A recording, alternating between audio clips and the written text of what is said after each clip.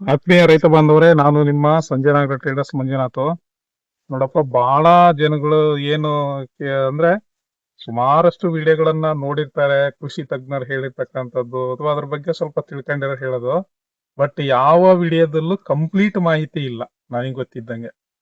ಅಂದ್ರೆ ಇದರಲ್ಲಿ ಸಸ್ಯ ಹೇನುಗಳಂತ ಏನ್ ಕರಿತೀವಲ್ಲ, ಇದ್ರಲ್ಲಿ ಕಪ್ಪದಿದೆ ನೋಡಿ, ಇಲ್ಲಿ ಇಲ್ಲಿ ಕಾಣುತ್ತೆ ಇಲ್ಲೆಲ್ಲ ನೋಡಿ. ಹಾ ಇದು ಕಪ್ಪು ಕಾಣೋದಿದೆಯಲ್ಲ, ಯಾಕೆ ಇದು ಅಂಟುತ್ತೆ ಮತ್ತೆ ಹಿಂಗ್ ಯಾಕೆ ಸೋರ್ತತೆ ನೋಡಿ, ಇದು ಅಂಟಿರುತ್ತೆ ಸೋರ್ತತೆ ಅಂತ. ಇದ್ರ ಬಗ್ಗೆ ಅಷ್ಟೇ ಮಾಹಿತಿ ಈ ವಿಡಿಯೋದಲ್ಲಿ ಹೇಳೋಣ.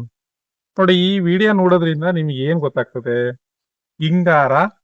ಹಿಂಗಾರದಲ್ಲಿ ಏನು ಕಪ್ಪು ಅಥವಾ ಈ ಕಂದು ಮಿಶ್ರಿತ ಏನು ಜಿಗಿಗೆ ಸಂಬಂಧಪಟ್ಟಿರ್ತಕ್ಕಂಥ ಕೀಟಗಳು, ಸ್ಕೇಲ್ಸ್ ಅಂತ ಕರಿತೀವಿ, ಥ್ರಿಪ್ಸ್ ಅಂತ ಕರಿತೀವಿ, ಆಮೇಲೆ ಅಪಿಡ್ಸ್ ಅಂತ ಕರಿತೀವಿ, ಮಿಲಿಬಗ್ಸ್ ಅಂತ ಕರಿತೀವಿ. ಇವೆಲ್ಲ ಹೆಂಗೆ ದಾಳಿ ಮಾಡ್ತವೆ ಅನ್ನೋದನ್ನ ತಿಳ್ಕೊಳ್ಳೋದು. ನೆಕ್ಸ್ಟ್, ಇವುಗಳ ಹಾನಿ ಹೆಂಗಾಗ್ತತೆ ಅಂದ್ರೆ ಏನಾಗ್ತತೆ, ಇದು ಗುಂಪು ಗುಂಪಾಗಿ ಇದ್ರ ಮೇಲೆ ಕಪ್ಪಾಗಿ ಇರ್ತತೆ. ಆಮೇಲೆ ಗುಂಪು ಕಪ್ಪಾಗಿದ್ದಾಗ ನಿಮಗೆ ಉತ್ಪಾದನೆಯ ನಷ್ಟ ಆಗ್ತತೆ. ಅದ್ರ ಮೇಲೆ ವೈಜ್ಞಾನಿಕ ಚಿಕಿತ್ಸೆ ಕ್ರಮಗಳು ಏನ್ ಮಾಡ್ಬೋದು, ಮತ್ತೆ ಒಟ್ಟಾರೆ ಹಿಂಗಾರ ಹತೋಟಿ ಕ್ರಮಗಳನ್ನ ಹೇಗೆ ನಾವು ಅಳವಡಿಸ್ಕೋಬಹುದು ಅನ್ನೋದ್ರ ಬಗ್ಗೆ ತಿಳ್ಕೋಬಹುದು. ನೋಡಿ, ನಾನು ಹೇಳಿದೆ ಇದರಲ್ಲಿ ಏನು ಸ್ಕೇಲ್ಸ್, ಮಿಲಿಬಗ್ಸ್, ಥ್ರಿಪ್ಸ್, ಅಪಿಡ್ಸ್, ಈ ಜಾತಿ ರಸಹೀರ ಕೀಟಗಳು ಏನ್ ಮಾಡ್ತವೆ, ಇದ್ರ ಮೇಲೆ ಕುತ್ಕೊಳ್ತವೆ. ಎಸ್ಪೆಷಲಿ ಇದನ್ನೇ ನಾವು ತಗೊಂಡ್ ಹೇಳೋದಾದ ಹತ್ರ ತಗೊಂಡ ಇಲ್ಲಿ ಕಾಣುತ್ತಲ್ಲ ನೋಡಿ, ಇಲ್ಲಿ ಇದ್ರಲ್ಲಿ ಹೆಣ್ಣು ಮತ್ತು ಗಂಡು ಇರ್ತಕ್ಕಂಥ ಸಸ್ಯ ಹೇನುಗಳಂತ ಕರೀತೇವೆ ನಾವು. ಹೆಣ್ಣು ಏನ್ ಮಾಡ್ತತೆ, ಇದ್ರ ಮೇಲೆನೆ ಕುತ್ಕೊಂಡಿರ್ತತೆ, ಅದು ಯಾವುದೇ ಚಲನೆಯನ್ನ ಹೊಂದಲ್ಲ. ಗಂಡು ಏನ್ ಮಾಡ್ತತೆ, ಅದಕ್ಕೆ ಸ್ವಲ್ಪ ರೆಕ್ಕೆ ಬಂದ್ಬಿಟ್ಟು ಚಲನೆಯನ್ನ ಹೊಂದಬಹುದು. ಹೆಣ್ಣು ಇಲ್ಲೇ ಕುತ್ಕೊಂಡು ಸಂತಾನ ಉತ್ಪತ್ತಿಯನ್ನ ಮಾಡ್ತಾ ಮೊಟ್ಟೆಗಳನ್ನ ಹಾಕ್ತಾ ಹೋಗ್ತತೆ. ಮತ್ತೆ ಇದು ಯಾಕೆ ಇದು ಗಂಡು ಇದೇನು ಕೀಟ ಇದೆಯಲ್ಲ, ಇದು ಸಸ್ಯ ಏನಂತ ಕರಿತೀವಿ, ಇದು ಇಲ್ಲೇ ಕುತ್ಕೊಂಡಿರ್ತೈತೆ, ಚಲನೆ ಹೊಂದಲ್ಲ. ಮತ್ತೆ ಇದು ಜೇನ್ ತರ ಇರ್ತತೆ, ಅಂದ್ರೆ ಈ ಜೀರಿಂಡೆ ಅಂತ ಕರಿತೀವಲ್ಲ, ಆ ರೀತಿ ಗಟ್ಟಿ ಇರ್ತಕ್ಕಂಥ ಒಂದು ರೆಕ್ಕೆ ಸ್ಟ್ರಕ್ಚರ್ ಅನ್ನ ಹೊಂದಿರ್ತದೆ. ಅದು ಅಲ್ಲೇ ಇರ್ತದೆ, ಚಲನೆ ಹೊಂದೋದೇ ಅಲ್ಲ ಅದು. ಅದಕ್ಕೆ ಏನಾಗ್ತತೆ, ಅದು ಅಲ್ಲೇ ಅಂಟ್ಕೊಂಡಿರ್ತತೆ. ಇದ್ರದ್ದು ಒಂದು ಕೀಟದ ಬಗ್ಗೆ ತಿಳ್ಕೊಂಡ್ವಿ. ಈ ಕೀಟಕ್ಕೂ ಮತ್ತೆ ಹಿಂಗಾರಕ್ಕೂ ಹೆಂಗ್ ಸಂಬಂಧ ಇರ್ತತೆ, ಹೂಗಳು ಬಿಟ್ಟಲಾಗಿರ್ಬೋದು, ಹಿಂಗಾರ ಇದರಲ್ಲಿ ಹೆಂಗೆ ರಸ ಸೋರ್ತತೆ, ಅಂಟಿರ್ತತೆ. ಮತ್ತೆ ರೈತರು ಹೇಳ್ತಾರೆ ಇದು ಸಿಹಿ ಇರ್ತತಿ, ಮರ ತಿಂದು ನೋಡಿದ್ರೆ ಅಂತ ಹೇಳ್ತಾರೆ. ಸಿಹಿ ಯಾಕಿರ್ತತಿ ಅಂತ ಅಂದ್ರೆ, ಆಲ್ಮೋಸ್ಟ್ ಆಲು ಈ ಹಣ್ಣುಗಳಲ್ಲಿ ಸುಕ್ರೋಸ್ ಅಂತಕ್ಕಂಥ ಸಕ್ಕರೆ ಅಂಶ ಇರ್ತತೆ. ನಾವ್ ಹೆಂಗ್ ಗ್ಲೂಕೋಸ್ ತಗೊಳ್ತೀವಲ್ಲ ಸುಸ್ತಾದಾಗ, ಹಂಗೆ ಇವು ತಮ್ಮಷ್ಟಕ್ಕೆ ತಾವೇ ತಯಾರಿಸ್ಕೊಳ್ತಾವೆ. ಏನೋ ಸುಕ್ರೋಸು, ಮಾಲ್ಟೋಸ್ ಆಗಿರ್ಬೋದು, ಸೆಲ್ಯುಲೋಸ್ ಆಗಿರ್ಬೋದು, ಈ ತರ ಕಾರ್ಬೋಹೈಡ್ರೇಟ್ಸ್ ಅಂತ ಏನ್ ಕರಿತೇವ ಅವು. ಇದು ಅದು ಸಕ್ಕರೆ ಅಂಶ ಜಾಸ್ತಿ ಇರೋದಕ್ಕೆ ಅದೇ ಕಾರಣ. ಮತ್ತೆ ಇನ್ನೊಂದು ಏನ್ ಹೇಳ್ಬೋದು ಅಂದ್ರೆ, ಇರುವೆಗಳು ಇರ್ತವೆ. ಇರುವೆಗಳಿಗೂ ಮತ್ತೆ ಇವು ಆಲ್ಮೋಸ್ಟ್ ಅಲ್ಲಿ ಇರುವೆಗಳು ಕೆಲವೊಂದು ಕೀಟಗಳನ್ನ ತಿಂತವೆ. ಆದ್ರೆ ಇದನ್ನ ಏನು ಡಿಸ್ಟರ್ಬೆನ್ಸ್ ಮಾಡಲ್ಲ. ಯಾಕೆಂದ್ರೆ ಇರುವೆಗೂ ಕೂಡ ಈ ಸಕ್ಕರೆ ಅಂಶ ಬೇಕು ಇರೋದಕ್ಕೆ, ಅದು ಈಜಿ ಮಾಡ್ಕೊಡ್ತಲ್ಲ. ಹಂಗೆ ಇರುವೆ ಅದು ಯಾವ್ದೇ ಜಾತಿಗೆ ಸಂಬಂಧಪಟ್ಟ ಇರುವಾಗಿರೋದು, ಇದಕ್ಕೆ ಏನು ಮಾಡಲ್ಲ. ಅದು ಹಂಗೆ ಸುಮ್ನೆ ಇದು ರಸವನ್ನ ಹೀರೋದನ್ನ ಎಲ್ಲ ತಿಂತಾ ಇರ್ತತೆ, ಕುಡಿತಾ ಇರ್ತದೆ. ಅದು ಜೀವನ ಕ್ರಮವನ್ನ ನಿರ್ವಹಣೆ ಮಾಡ್ತತೆ. ಇಲ್ಲಿ ನಾನೇನ್ ಏನ್ ಹೇಳ್ಬೋದು ಅಂತಂದ್ರೆ, ಇದು ಯಾಕೆ ಈ ರಸ ಹನಕ್ತತೆ ನೋಡಿ, ಏನ್ ಇದ್ರ ಒಳಗಡೆ ಆಗ್ತತೆ. ಈಗ ನಾನ್ ತಗೊಂಡ್ ಹೇಳೋದಾದ್ರೆ ನೋಡಿ, ಇಲ್ಲಿ ಹನಕ್ತಾ ಐತಿ, ಇಲ್ಲಿ ಕಾಣಿಸುತ್ತೆ, ಇಲ್ಲಿ ಹನಕ್ತಾ ಇದೆ.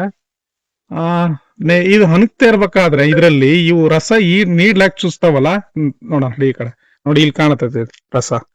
ಇದೇನು ಸಸ್ಯ ಹೇನು ನೀಡ್ಲ್ ಹಾಕಿ, ಇದು ಸೀವ್ ಟ್ಯೂಬ್ಸ್ ಅಂತ ಬರ್ತವೆ.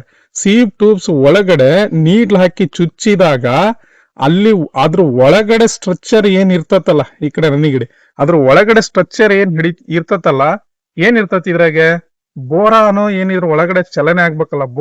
ಬೋರಾನ್ ಅಂದ ಏನಂತ ಕರಿತೇವೆ ಅಂದ್ರೆ ಸೆಲ್ ವಾಲ್ ಅಂತ ಕರಿತೇವೆ. ಸೆಲ್ ಅಂತಂದ್ರೆ ಆ ಕೋಶದ ಏನು ವಾಲ್, ಕೋಶದ ಗೋಡೆ ಅಂತ ಕರಿತೀವಲ್ಲ, ಇದು ಗೋಡೆ ನಿರ್ಮಾಣ ಆಗ್ಬೇಕಲ್ಲ, ಅದಕ್ಕ ಪರಾಗ ಸಂಚಲನಕ್ಕೆ ಇದು ಅಡೆತಡೆಯನ್ನ ಮಾಡ್ತವೆ ಈ ಸಸ್ಯ ಹೇನುಗಳು. ಇದು ಅಡೆತಡೆನ ಮಾಡ್ತವೆ. ಸೀವ್ ಟ್ಯೂಬ್ ಮುಖಾಂತರ ಫ್ಲೋಯಮ್ ಅಂತ ಇರ್ತದೆ, ಫುಡ್ ಕಂಡಕ್ಟಿಂಗ್ ಟಿಶ್ಯೂ ಅಂತ ಕರಿತೀವಿ, ಆಹಾರವನ್ನ ಸಪ್ಲೈ ಮಾಡ್ತಕ್ಕಂಥದ್ದು. ಅದ್ರ ಒಳಗಡೆ ಈ ಬೋರಾನ್ ಚಲನೆಯನ್ನು ಅಸ್ತವ್ಯಸ್ತ ಮಾಡ್ತತೆ.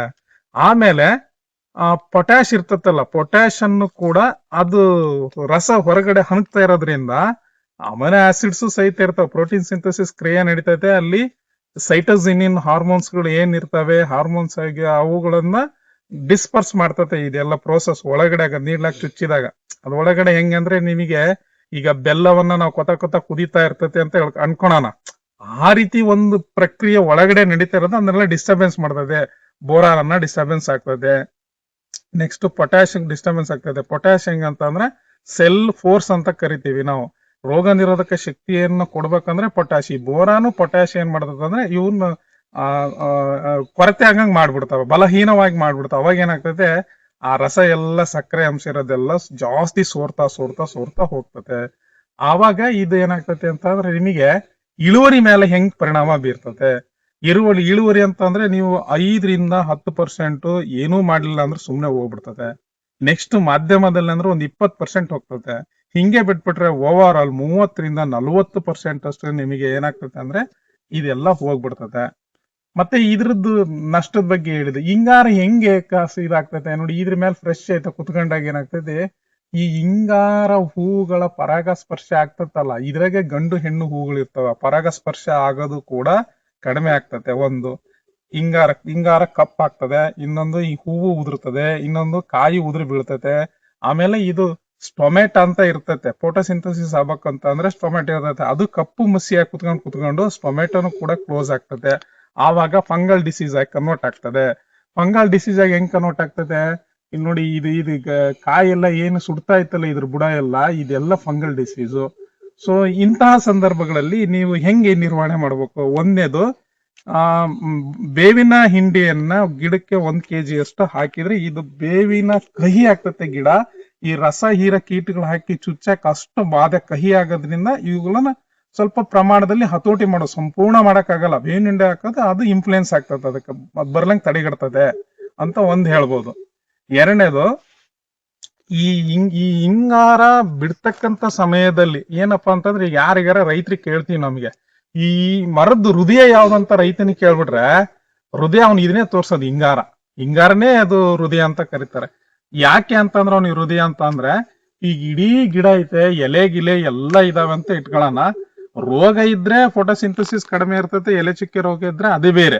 ಬಟ್ ಈ ಇಡೀ ಇದ್ರಲ್ಲಿ ಫುಡ್ ಎಲ್ಲ ಸಪ್ಲೈ ಆಗ್ಬೇಕಲ್ಲ, ಈ ದ್ರವ ರೂಪದಲ್ಲಿ ಏನು ಹಣಗ್ತಾ ಇರ್ತದಲ್ಲ ಅದೆಲ್ಲ ಫುಡ್ ಹೆಚ್ಚು ಹಿಂಗಾರ ಬಂದಾಗ ಈ ಹಿಂಗಾರಕ್ಕನೆ ಅದು ಏನ್ ಮಾಡ್ತದೆ, ಎಲ್ಲಾ ಫುಡ್ ತಯಾರಿಸಿದ್ ಇದಕ್ಕೇನೆ ಸಪ್ಲೈ ಮಾಡ್ತಾ ಇರ್ತದೆ. ಯಾಕೆ ಅಂತ ಅಂದ್ರೆ ಹೂ ಚೆನ್ನಾಗ್ ಬಿಡ್ಬೇಕು, ಕಾಯಿ ಕಟ್ಟಬೇಕು, ಕಾಯಿ ಬಲಿಬೇಕು, ಮತ್ತೆ ಇದು ಮಲ್ಟಿಪಲ್ ಹೆಚ್ಚು ನಟ್ಸ್ ಗಳನ್ನ ಹೊಂದ್ತಾ ಹೋಗೋದ್ರಿಂದ ಆ ಏನು ಎಲೆಗಳ ಬೆಳವಣಿಗೆ ಅಥವಾ ಶರೀರದ ಬೆಳವಣಿಗೆ ಕಡಿಮೆ ಆಗಿ ಎಲ್ಲಾ ಫುಡ್ ಇದಕ್ಕೇನೆ ಬರ್ತದೆ, ಅದ್ರೆಲ್ಲ ದ್ರವ ಹರಿತಕ್ಕಂಥದ್ದು ಅಂತ ಹೇಳೋದು. ಸೊ ಅದಕ್ಕೆ ಏನಪ್ಪಾ ಅಂತ ಅಂದ್ರೆ ಇದನ್ನ ಚೆನ್ನಾಗಿ ಇಟ್ಕೊಳ್ಬೇಕು ಅಂತ ಅಂದ್ರೆ ಅಲ್ಲಿ ರೋಗ ಮುಕ್ತವಾಗಿರ್ಬೇಕು. ಮತ್ತೆ ಈ ರೀತಿ ಸಂದರ್ಭದಲ್ಲಿ ನೀವೇನೋ ಚಿಕಿತ್ಸಾ ಕ್ರಮಗಳನ್ನ ಮಾಡ್ಬೇಕು. ನಾನು ಹೇಳ್ದೆ ಏನಂತ, ಬೇವಿನ ಹಿಂಡಿ 1 kg ಗಿಡಕ್ಕೆ ಹಾಕ್ಬೇಕಾಗ್ತದೆ. ಆಮೇಲೆ ಈ ರಾಸಾಯನಿಕ ಗೊಬ್ಬರಗಳಂತ ಏನ್ ಕರಿತೀವಿ, ನೈಟ್ರೋಜನ್ ಅನ್ನ, ಇಂಥ ಸಮಯದಲ್ಲಿ ನೈಟ್ರೋಜನ್ ನ ಜಾಸ್ತಿ ಹಾಕ್ಬಾರ್ದು. ನೈಟ್ರೋಜನ್ ಜಾಸ್ತಿ ಹಾಕಿದ್ರೆ ಏನಾಗ್ತದೆ, ಈ ಏನು ಸಕ್ಕರೆ ಅಂಶ ಜಾಸ್ತಿ ಅಮೈನೋ ಆಸಿಡ್ಸ್ ಅನ್ನ ಜಾಸ್ತಿ ಉತ್ಪಾದನೆ ಮಾಡ್ತದ ಅದು.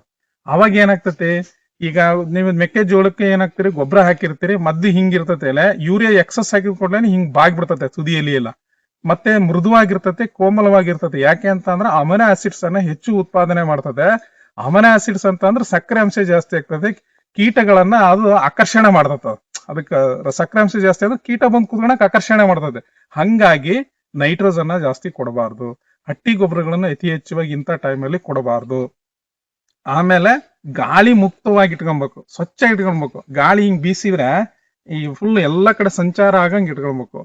ತೇವಾಂಶವನ್ನ ತಪ್ಪಿಸ್ಬೇಕು. ತೇವಾಂಶ ಇದ್ರೇನೆ ಇವೆಲ್ಲ ಇರೋದು. ಈಗ 100% ನೇರವಾಗಿ ಬಿಸಿಲು ಬೀಳಕತ್ತ ಸತ್ಯ ಹೋಗಿರ್ತಾವೆ ಇವು ಬಿಸಿಲು ಸರಿಯಾಗಿ ಬೀಳಲ್ಲ ಅಂದ್ರೆ ತೇವಾಂಶ ಇರ್ತದೆ.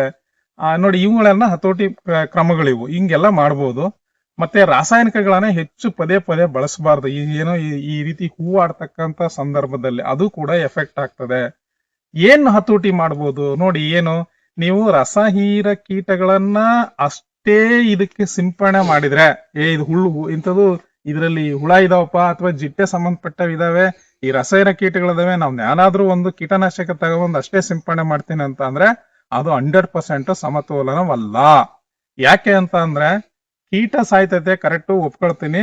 ಇದ್ರಲ್ಲಿ ಇನ್ನೊಂದು ಏನಾಗ್ತದೆ ಅಂದ್ರೆ ಸೀವ್ ಟ್ಯೂಬ್ಸ್ ಮುಖಾಂತರ ಫ್ಲೋಯಮ್ ಅಲ್ಲಿ ಇರ್ತಕ್ಕಂಥ ಅಂಶ ಎಲ್ಲ ಕೆಳಗಡೆ ಬೀಳ್ತಿರ್ತದೆ. ಅಂತ ಟೈಮಲ್ಲಿ ಪೊಟ್ಯಾಷಿಯಂ ನೈಟ್ರೇಟ್ ಆಗಿರ್ಬೋದು, ನೆಕ್ಸ್ಟ್ ಬೋರಾನ್ ಆಗಿರೋದು, ಇವು ಕಡಿಮೆ ಆಗ್ತವೆ. ನೀವು ಅದಕ್ಕೆ ಬೋರಾನ್ ಅನ್ನ 0.1% ಅಷ್ಟು ಉಪಯೋಗಿಸಿ ಸ್ಪ್ರೇ ಮಾಡಕ್ಕೆ, ಪೊಟ್ಯಾಷಿಯಂ 1% ಅಷ್ಟು ಉಪಯೋಗಿಸ್ಬೇಕು ಕೀಟನಾಶಕ ಜೊತೆಗೆ ಇವನ್ನ. ಅದ್ರ ನಂತರ ಇದಕ್ಕೆ ನೀವು ಆರ್ಡಿನರಿ ಗಮ್ ಮಾತ್ರ ಯಾವುದೇ ಕಾರಣಕ್ಕೂ ಬಳಸಬಾರ್ದು. ಸಿಲಿಕಾನ್ ಬೇಸ್ಡ್ ಗಮ್ ಅನ್ನೇ ಬಳಸಿ. ಸಿಲಿಕಾನು ಕೂಡ ಇದಕ್ಕೆ ರೋಗ ನಿರೋಧಕ ಶಕ್ತಿಯನ್ನ ಒದಗಿಸ್ತದೆ. ಆವಾಗ ಏನಾಗ್ತದೆ, ಅದು ಎಲ್ಲಕ್ಕಿಂತನೂ ಒಳ್ಳೆ ಗುಡ್ ಕ್ವಾಲಿಟಿ ಆಫ್ ಗಮ್ ಅಂದ್ರೆ ಸಿಲಿಕಾನ್, ಅದನ್ನ ಬಳಸಿ. ಅದ್ರ ಜೊತೆಗೆ ಈ ನ್ಯೂಟ್ರಿಯೆಂಟ್ಸ್ ಬಳಸ್ಬೇಕಾಗ್ತದೆ, ಹೇಳಿದೆ ನ್ಯೂಟ್ರಿಯೆಂಟ್ಸ್. ಮತ್ತೆ ಶಿಲೀಂಧ್ರ ನಾಶಕ ಒಂದ್ ಬಳಸಿ. ಯಾಕಂತ ಅಂದ್ರೆ ಇದರಲ್ಲಿ ಈ ರೋಗ ಎಲ್ಲ ಒಣಗ್ತಾರ, ತುದಿ ಗರಿ ಎಲ್ಲ ಒಣಗೋದು, ಇವೆಲ್ಲ ರೋಗಕ್ಕೆ ಸಂಬಂಧಪಟ್ಟಿರೋದು. ಕಾರ್ಬನ್ ಡೈಜಿಮ್ ಆಗಿರ್ಬೋದು, ಮ್ಯಾಂಕಜಬ್ಬ ಆಗಿರ್ಬೋದು, ಯಾವ್ದೋ ಪ್ರೊಪನಪಾಸ್ ಆಗಿರ್ಬೋದು, ಈ ರೀತಿ ಯಾವ್ದಾದ್ರು ಒಂದು ಕೀಟನಾಶಕವನ್ನ ಬಳಸಿ ನೀವು. ಅವಾಗ ಏನ್ ಮಾಡೋದು ಅಂದ್ರೆ ಇದನ್ನ ಸಮಗ್ರವಾಗಿ ಹತೋಟಿಯನ್ನ ನಾವು ಮಾಡಬಹುದು. ಇಷ್ಟು ವಿಸ್ತಾರವಾಗಿ ವೈಜ್ಞಾನಿಕವಾಗಿ ಮತ್ತೆ ನಿಮಗೆ ಇದು MSc ಲೆವೆಲ್ ಅಲ್ಲಿ ಇರ್ತಕ್ಕಂತ ಜ್ಞಾನ ನಾನು ಹೇಳಿದ್ದು, ಆ MSc ಲೆವೆಲ್ ಅಲ್ಲಿ ಇರ್ತಕ್ಕಂತ ಜ್ಞಾನವನ್ನ ನಿಮಗೆ ಅರ್ಥ ಆಗೋ ರೀತಿಯಲ್ಲಿ ಆರ್ಡಿನರಿ ಭಾಷೆಯಲ್ಲಿ ಹೇಳಿದಿನಂತ ನಾನು ಅನ್ಕೊಳ್ತೀನಿ. ಸೊ ಧನ್ಯವಾದಗಳು. ನಿಮಗೆ ನಿಮ್ಮ ಸಂಜನಾ ಟೇಲರ್ಸ್ ಮಂಜುನಾಥ್.